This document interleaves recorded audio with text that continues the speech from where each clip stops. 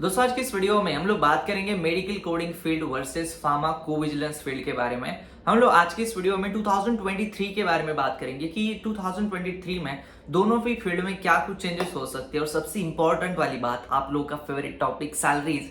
दोनों फील्ड्स की सैलरीज को भी हम कंपेयर करने की कोशिश करेंगे और आपको बताएंगे कि कौन से फील्ड में ज्यादा सैलरीज है, ज्यादा ग्रोथ है। आज के इस वीडियो को मैं स्टार्ट करूं उससे पहले चैनल के ऊपर पहली बार आए हो तो मेक श्योर करना चैनल को सब्सक्राइब कर रहे हो, क्योंकि यहाँ पे हम लोग बातें करते रहते हैं फार्मेसी करियर और फार्मेसी फील्ड के बारे में हमेशा। और सेकंड थिंग, हमारी जो रिज्यूम मेकिंग सर्विस है वो शुरू हो गई है, तो डिस्क्रिप्शन बॉक्स में लिंक है, आप वहां से आपका खुद का रिज्यूम बनवा सकते हो।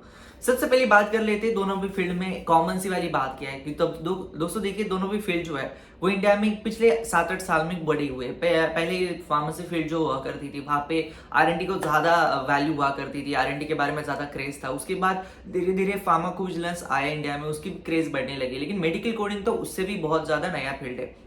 लेकिन सबसे इंटरेस्टिंग वाली बात क्या है बताओ कि दोनों भी फील्ड का जो वर्किंग वाला जो स्टाइल है बहुत अलग है। डेफिनेटली दोनों भी फील्ड में सैचुरेशन एक पॉइंट पे जरूर आ सकता है, लेकिन मेडिकल कोडिंग फील्ड में अभी तक सैचुरेशन नहीं हुआ है as compare to pharmacovigilance field, जो कि एक सबसे इंपॉर्टेंट वाली बात है। और नए बच्चों की ये समझना पड़ेगा कि आपको डायनेमिक्स चेंज होते हुए दिख सकते हैं, आपको वो एक्सेप्ट करना बहुत इंपॉर्टेंट है। बहुत सारे लोग एज अ फ्रेशर सिर्फ पीवी में जाना है, पीवी में जाना है, ये रट रट के अपना करियर बनाना शुरू कर देते हैं, और पीवी में नहीं मिलेगा तो मैं ये और नहीं करूंगा, जिस वजह से वो आगे जाकर फंस सकते हैं। अभी जो ले ऑफ हुआ है रिसेंटली बहुत सारी कंपनीज का, वो उसी का ही नतीजा है कहीं ना कहीं। लोगों ने बहुत पागलों जैसे फार्माकोविजिलेंस के लिए करियर में पागल जैसे किया था, बहुत सारे लोगों को वहीं पे जाना था, जिस वजह से अभी ले ऑफ वाली सिचुएशन वहां पे हो गई है। अब हम बात कर लेते हैं दोनों फील्ड में क्या फ्यूचर है, मेडिकल कोडिंग में फील्ड फ्यूचर है या फिर पीवी में फ्यूचर है। तो इन माय पर्सनल ओपिनियन, अगर मैं ऑटोमेशन की बात करूं तो दोनों भी फील्ड में पॉसिबल है, लेकिन जितना ऑटोमेशन पीवी में हो रहा है उतना मेडिकल कोडिंग में अभी तक नहीं हो पाया है, जिस वजह से आई वुड रिकमेंड कि मेडिकल कोडिंग को अभी तक बहुत ज्यादा स्कोप है एज कम्पेयर टू फार्माकोविजिलेंस, क्योंकि फार्माकोविजिलेंस के जो कुछ सॉफ्टवेयर है वो ओरेकल जैसी कंपनीज बनाती है, चाहे अरेजी हो या फिर अर्गस हो। जहाँ पे ओरेकल जैसी कंपनीज बनाती है वहां पे ऑटोमेशन का चांस हमेशा रहता है, क्योंकि उनके बड़े बड़े इंजीनियर्स हमेशा बैक टेस्टिंग में होते हैं, हमेशा वो सारी चीजों के ऊपर काम करते रहते हैं जहां से ज्यादा ऑटोमेशन हो पाए। तो ये एक बात ध्यान में रखो कि मेडिकल कोडिंग में ऑटोमेशन इतना नहीं हुआ है जितना फार्माकोविजिलेंस फील्ड में हो चुका है। तीसरी बात कर लेते हैं सबसे इंपॉर्टेंट वाली कि सैलरीज। बहुत सारे लोग इसके बारे में हमसे पूछते हैं कि सैलरीज कितनी रहेगी। सैलरीज का एग्जैक्ट फिगर मैं आपको बताऊं उससे पहले बता देता हूँ कि कौन कौन सी कंपनीज है जहां पे ये दोनों भी जॉब्स अवेलेबल है। मेडिकल कोडिंग की companies as compare to pharmacovigilance थोड़ी सी कम है, लेकिन सबसे इंपॉर्टेंट वाली बात क्या है बताओ कि जो भी कम कंपनीज है उनमें उतनी कैपेसिटी है कि वो जितना कुछ मास स्टूडेंट्स है उनको वो झेल पाएंगे, मतलब उतनी ज्यादा रिक्वायरमेंट भी होती है, उतनी ज्यादा लोगों को वैकेंसीज भी होती है।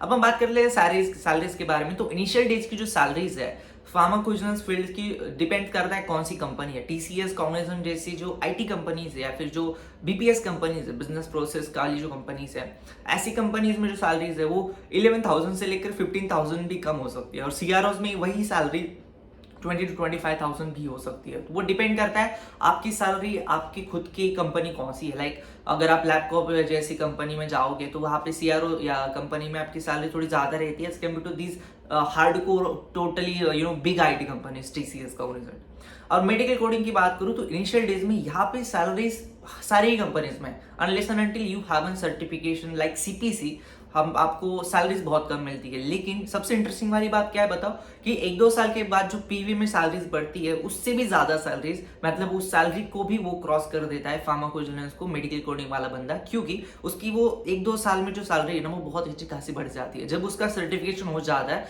विद एन एक्सपीरियंस, उसकी सैलरीज अचानक से इंसेंटिव के साथ वो फार्माकोविजिलेंस वाले बंदे को, चाहे उसने स्टार्ट बहुत कम से किया हो, लेकिन वो क्रॉस कर देती है। इसलिए ये फील्ड बहुत ज्यादा लोगों को पसंद आता है, बहुत सारे लोग इसमें इंटरेस्टेड इसलिए होते हैं क्योंकि यहाँ पे इंसेंटिव नाम की चीज बहुत ज्यादा होती है। यहाँ पे पैसे आपका सिटी जो होता है उससे भी ज्यादा आप कमा लेते हो because of this city and working hours, और आपका जो कुछ काम का परफॉर्मेंस होता है उसके बेस के ऊपर आपकी सैलरी हमेशा रिवार्ड की जाती है।